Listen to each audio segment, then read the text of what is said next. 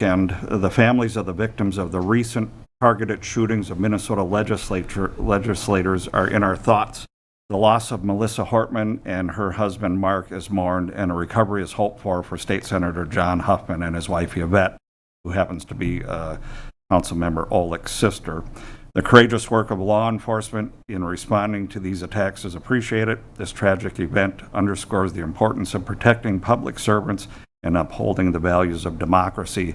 So when we stand for the Pledge of Allegiance, if we could take a couple of seconds just to maybe say a prayer or keep them in your thoughts, and then I'll start the pledge. So if we could stand, have a moment of silence.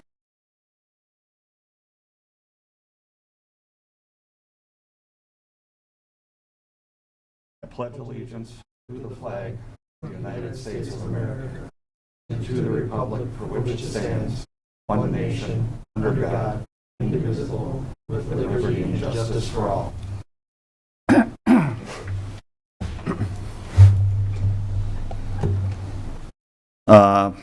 We will go through the consent agenda. Items listed below are considered routine and non-controversial by the city.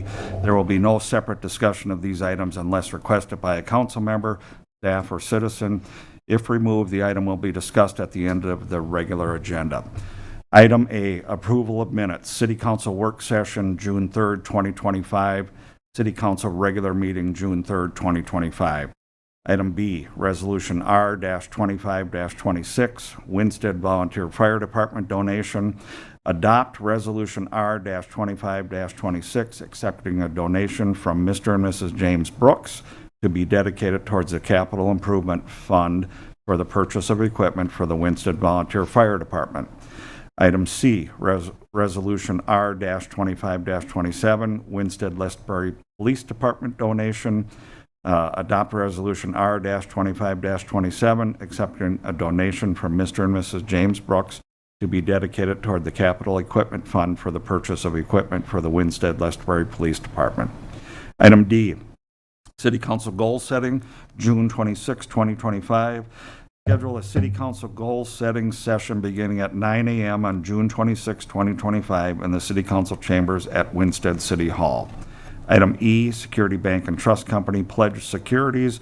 Approve the pledged securities that Security Bank and Trust Company has purchased for the City of Winsted for the month of May 2025. Item F, Financial Report, April 2025. Approve the financial report for the month of April 2025. Item G, Claims. Approve the claims list for June 17th, 2025. That is the consent agenda. I would entertain a motion. Mr. Mayor, a motion to approve the consent agenda as presented, and I abstain from voting on item E. We have a motion. Is there a second? I'll second, please. We have a motion and a second. All in favor? Aye. Aye. Motion carries. There are no public hearings tonight. There's no old business. We have new business. Item A, tree removal, First Street North. So as part of our, thank you, Mr. Mayor and Council, as part of our sidewalk improvement plan, we're looking to start at First Street North and kind of picking at it to do the worst parts. As a part of that, we need to remove some trees, many of which are ash, which are likely to come down anyway. I have sent out an email and spoken with the residents where it's the trees are located in their boulevard, and so far been met with kind words of encouragement of finishing the sidewalk. So understanding that the trees need to come down in order to do that, and the trees are the root of the issue. Catch that? I didn't. Yeah. No, I didn't catch that. I got to start listening to you talk. Yeah, I would think so. So just looking for a motion from Solberg Tree Services, who we use quite often in the city and has done excellent work for us in the past, to take down those trees, which would likely be mid-July, and looking to finish the sidewalk project end of July. Anybody care to make that motion? I'll make a motion to execute a quote from Solberg Tree Service for $4,650 to remove 10 trees on First Street North as part of a sidewalk repair project. A motion, is there a second? I'll second. We have a second, is there any discussion? All in favor? Aye. Aye. Motion carries. Item B, Winston City Hall air conditioner. Last week, we had a small fire in our air conditioner, more smoke than fire, thankfully, but it did knock out our condensing unit for the upstairs air conditioner. Unfortunately, there's nothing salvageable in it. It is an insurance claim, and we're looking at getting quotes from our current provider of Schwickert's. We did receive one quote from them for approximately $49,000 and need to get another quote to satisfy insurance purposes. So at worst case, we're at $49,000 for that fix. And then insurance has said that they will cover. So today, just looking for approval and able to go through that insurance process without waiting to the next agenda. Entertain a motion. I'll make a motion to authorize the city administrator to proceed with the order of equipment to replace City Hall air conditioner equipment in conjunction with an insurance claim with the League of Minnesota Cities Insurance Trust. We have a motion, is there a second? Second. We have a motion, we have a second, is there any additional discussion? All in favor? Aye. Motion carries. Now we come to the exciting part of the night, our organizational report. And we welcome the Executive Director from McLeod County Food Shelf. Thank you. For those that didn't hear earlier, my name is Carrie Opheim. I am the Executive Director of McLeod Food Shelf. I want to start by thanking you guys for inviting us to come share some of the hard work that our citizens, businesses, faith communities, and organizations have been supporting since 1983. I wanted to start by sharing our mission statement with you. McLeod Food Shelf works to eliminate hunger and food insecurity, as well as improve the health and well-being of our community through equitable access to healthy and nutritious foods, community education, and advocacy. So what that very lengthy mission statement means is we work very hard to nurture relationships throughout McLeod County here to make sure that we're meeting our clients with a holistic approach, not just for their needs for food insecurity, but any other needs that we encounter throughout those conversations as well. Today, MFS is in their 41 years of serving this community proudly. Just to give you a little background, this work began back in 1983 with a group of concerned citizens who realized that they had some neighbors in need. So it was our county commissioners that had given some space down in the courthouse for us to operate out of. Over the last few years, we've broken kind of service numbers since the beginning of the pandemic. So we're one of those essential services that's really needed more than ever in today's economy. Today, we are happy to be hosting our services out of space that we own in Glencoe, thanks to a legacy donation. We also have a rental space in Hutchinson where we serve a majority of about 50% of our clients. And then the remainder we serve off of our mobile outreach unit, which is a little bus that goes around to 7 of the 8 cities here in McLeod County, bringing that services right to the people.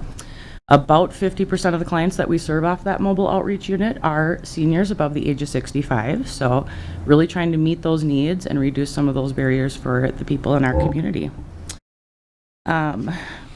Like I said, since 2020, we've watched our service increase about 84%. So we're really just trying to ebb and flow with those changes in the economy and making some smart choices. We actually, May 1st, did a little bit of a shopping model change. We're still a super shelf. We still allow client choice. But instead of having our volunteers individually bring clients around, we're allowing shoppers to self-serve, much like you or I would going to our local grocery store as well. So again, just trying to bring more of that dignity back to that shopping experience and creating a welcoming environment at our shelves. As I mentioned earlier, we do have that mobile outreach program. We ran into some struggles this spring with our mobile outreach bus, and as Jeff knows, we were a little worried whether we would be able to get back on the road. Thankfully, we were able to fix those issues. It was kind of startling for staff, though. We had that little psychology of shopping where when we weren't available, I think everybody, hit a little bit of a panic mode. So that next week when we got the bus out, we were seeing double traffic on our bus. So it was actually the first day that we had hired a new staff member, so we really got her hit the ground running there for her first week of service on that mobile bus. Some of the questions I'm often asked is, what do people need to do to come visit the food shelf?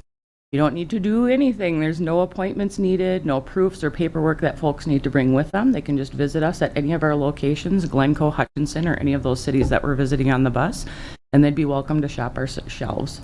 We are a TFAP food shelf. TFAP stands for the Emergency Food Assistance Program.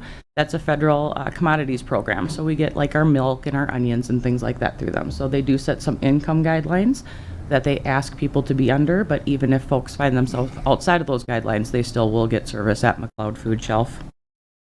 One of the other questions I'm asked a lot is how people can join our mission. Well, I'm proud to say for 41 years, we've had people supporting us in many ways, either by donating, volunteering their time. Every year, we usually average 10 to 12,000 hours of volunteer time, so truly a community-driven organization. So the volunteering that time, donating, hosting events. We have the Hutchinson Area Youth that, as Jeff knows, every Halloween, that Wednesday before Halloween, goes out and does like a trick-or-treating event for food, essentially, to help us fill our shelves. We run a couple of campaigns throughout the year. We have our March campaign, which was a very successful, I think it was our most successful year in our history this year. So that was very encouraging for us, just in the current state of economy, to see those kind of numbers come through. And then coming up July 1st, we'll be having our second campaign of the year. It's our July Summer Cash campaign. We are very lucky that this year that Glencoe Regional Health is going to be a matching sponsor for us for the first $5,000 donated. They're going to do a 50 cents on the dollar match for us. So those are some of the ways that we see support from this community. Supporting your local food shelf is crucial for several reasons. Food insecurity affects millions of Americans. Last month here at McLeod Food Shelf, we supported nearly 2,000 individuals in our community who needed our support.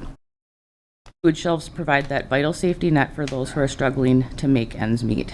By volunteering, hosting, or supporting events, you're really making a difference to those who are visiting our shelves every single day. So I thank you again for inviting us, and we'll open you guys up to any questions you might have.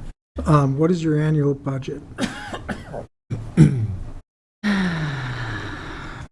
That's a Roughly. lovely question. It's hard, it's, the budget isn't just dollars, so for every pound of food we take in, that's considered a dollar, isn't it? Each So pound equals $1. right, So so, I want to say for 2024, we distributed like 680,000 pounds of food. Okay. But to pull the cash out of that for the budget is a little tricky. I could look it up for you, though.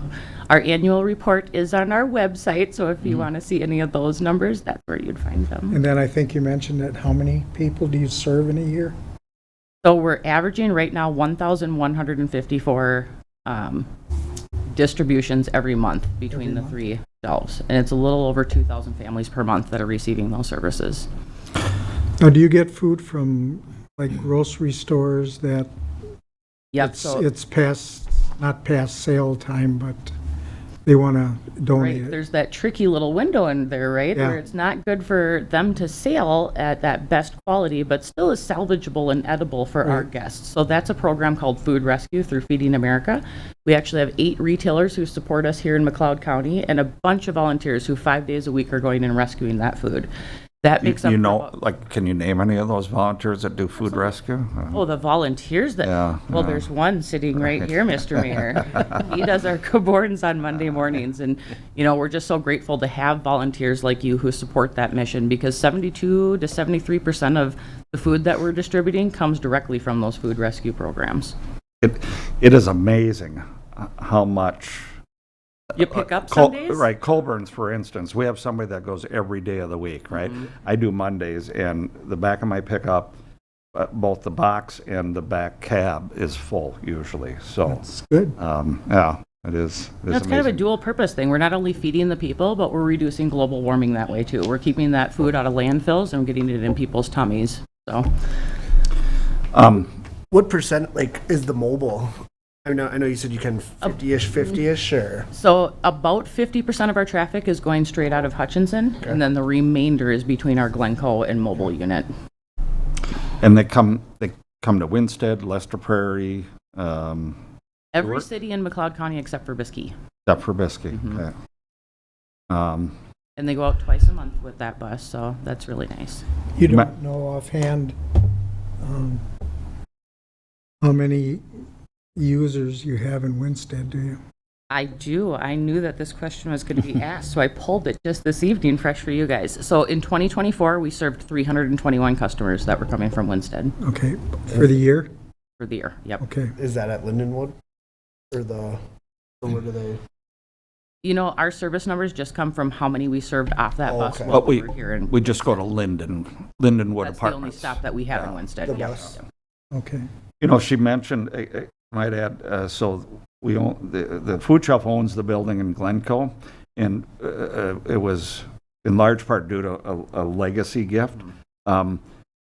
The bulk of the legacy gift was given by Gary and Ron Schauer. Really? Yeah. I forget which one of them passed away last, but when the second brother passed, Yeah. they donated a good share of the cost of that building, which, They were very charitable. they were. Yeah, they donated to a lot of stuff. You know, it was an amazing opportunity for the food shelf. So previous to the building that they're in now, I don't know how many of you had the chance to visit them when they were next to Allslaben Meats, but they couldn't do a client choice super shelf shopping model because they just didn't have the space to do it. They had to do a pre-packed model for clients. So giving that space really allowed, to me, a very dignified shopping experiences for the guests here in McLeod County. Great.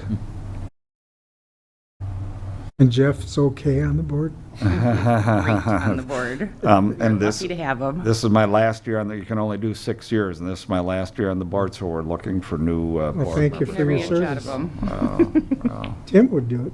You know, I was surprised to learn how many college students take advantage of support, right? You think, oh, they're going to school, you know, tuition, books, rent, and then Yeah, wait, so there's that's no money something left newer over that you're for. starting to see on college campuses. Yeah. I recently got to go to a regional convening down in Mankato, and we were at the food shelf right on campus in the school. And then when I went to the welcome day for Ridgewater, they also have a warrior pantry at their campus as well. So it's nice to see that those little supports are popping up. Any other questions? No, thank you for all the work you do. Thank you thank guys you for very inviting much. us. Thank you for Thank you very coming. much. City administrator updates and announcements. Well, we should have a little bit busier weekend than usual coming up here with Winstock coming up. And then McLeod County Road 1, we had our open house last week, and looks like mid-July is when we will be most impacted, but County Road 1 through the city will be open, or one lane will be open most of the time. Tom, do you have anything? I do not, Mr. Mayor. Matt, do you have anything? Either. Tim, do you have anything? No, sir. Okay.